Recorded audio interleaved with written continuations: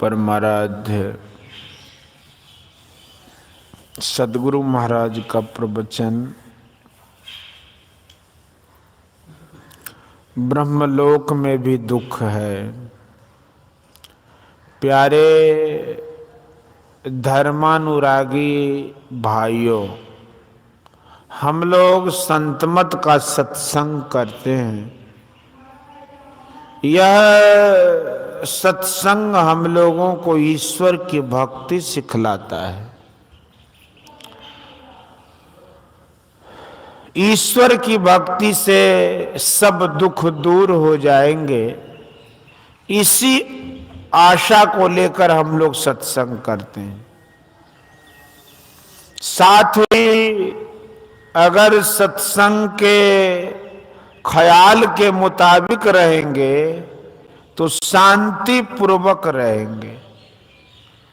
शांति पूर्वक रहने का नमूना ठीक ठीक प्रत्यक्ष उन लोगों को होता है जो मन बनाकर सत्संग के अनुकूल रहते हैं। इसी जन्म में मोक्ष प्राप्त कर लें, और अगर मोक्ष प्राप्त नहीं कर सकें तो फिर दूसरे जन्म में काम को खत्म करें। इसलिए सत्संग है। इहलोक परलोक दोनों को सुधारने के लिए हम सत्संग करते हैं, तथा लोगों को भी करने के लिए कहते हैं। इसी ईश्वर भक्ति के संबंध में थोड़ा सा कहूंगा, जैसी मेरी शिक्षा है, जैसा मैं जानता हूं। पहली बात यह है कि ईश्वर स्वरूप को जाने कि वह क्या कैसा है। प्राप्तव्य वस्तु की जानकारी होनी चाहिए। जो आप इंद्रिय से जान सकें वह परमात्मा नहीं। तुलसी कृत रामायण में ईश्वर स्वरूप जानने के लिए लक्ष्मण से राम जी कहते हैं, गो गोचर जह लगी मन जाई, सो सब माया जानहु भाई। इंद्रियों को जो प्रत्यक्ष हो और जहां तक मन जाए सब माया है। ईश्वर स्वरूप इससे बहुत आगे है।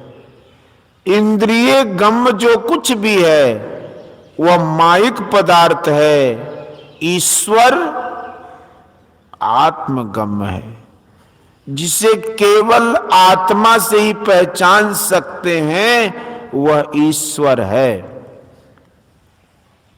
जो इंद्रियों से जानते हैं वह ईश्वर नहीं है। राम उपदेश करते हैं कि यही तन करपल विषय न भाई, स्वर्ग और स्वल्प अंत दुखदाई।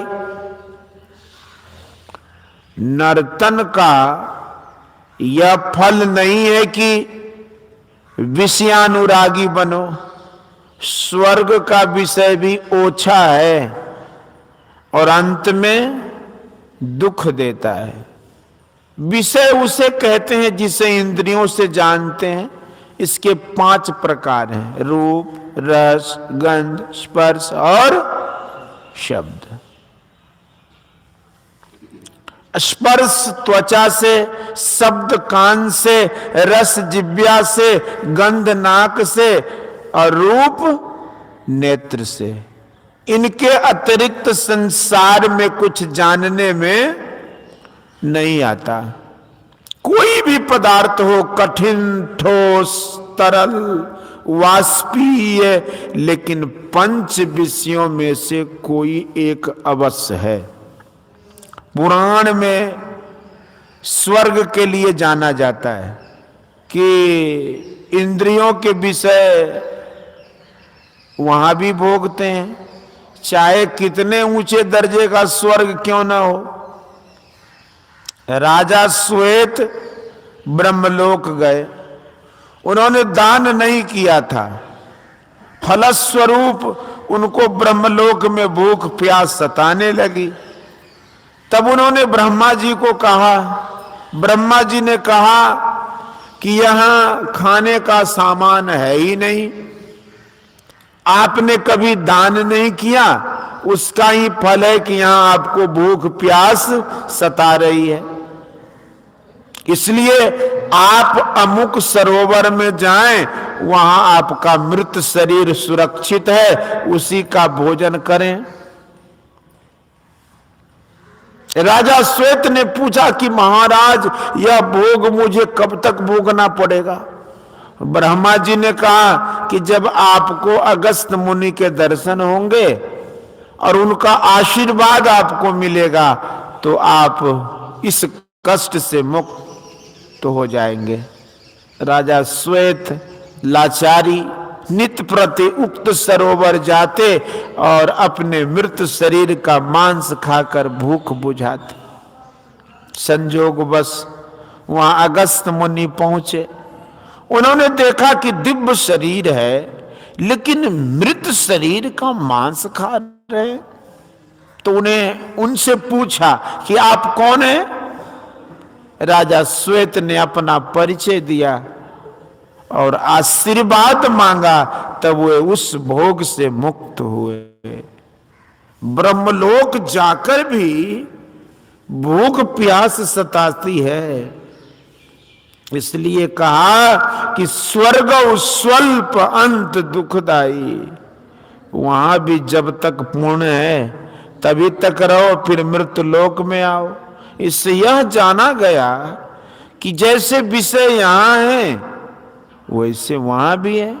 यह विशेष बात है, इसी का विचार कीजिए, नित्यानित्य विचारिए। वहां पर क्या सुख? इंद्रिय गम पदार्थ का ग्रहण करना जो इंद्रियों के ज्ञान से ऊपर है, वह है ईश्वर ज्ञान। चाहे भीतर की या बाहर की इंद्रिय से जो आप जानते हैं सो माया है। इंद्रियों का संग छोड़कर जो आप जाने वही परमात्मा ईश्वर है। उसकी भक्ति करें, उसका भक्त बने, उसको प्राप्त करें, फिर सुख की कमी क्या? यहां का सुख थोड़ा तथा अंग अंग में दुख है। रूप रस गंध स्पर्श और शब्द का सुख प्राप्त करने के लिए कमाई और परिश्रम कीजिए। कितना करना पड़ता है, कितना दुख है, फिर भी एक ही दिन की कमाई से काम नहीं चलता है, संतोष नहीं होता। परमात्मा को जिन लोगों ने प्राप्त किया उन्होंने कहा कि यही सुख है। जब तक प्राप्त नहीं हो परिश्रम करें। भक्ति करने के अभ्यास में आनंद मिलता है। भजन में हो तो आनंद आनंद बरसत बिसद अमी के बादल भींजत है कोई संत। अगर बास जहां तत की नदियां मानो धारा गंग। कर स्नान मगन होई बैठी चढ़त शब्द के रंग। रोम रोम जाके अमृत भीना पारस परसत अंग। शब्द गयो जिब संशय नाही साहब भयो तेरे संग। सोई सार रच्यो मेरे साहिब जहां नहीं माया अहंग। कहे कबीर सुनो भाई साधो जपो सोहंग सोहंग। अगर चंदन शब्द का रंग चढ़े तो क्या होगा? साहेब भये तेरे संग, संग में ही है। जब से हम नहीं जानते हैं तब से ही, किंतु शब्द को पकड़ लेने से प्रत्यक्ष हो जाएगा। बिना शब्द कहे प्रत्यक्षता हो जाएगी? नहीं होगी।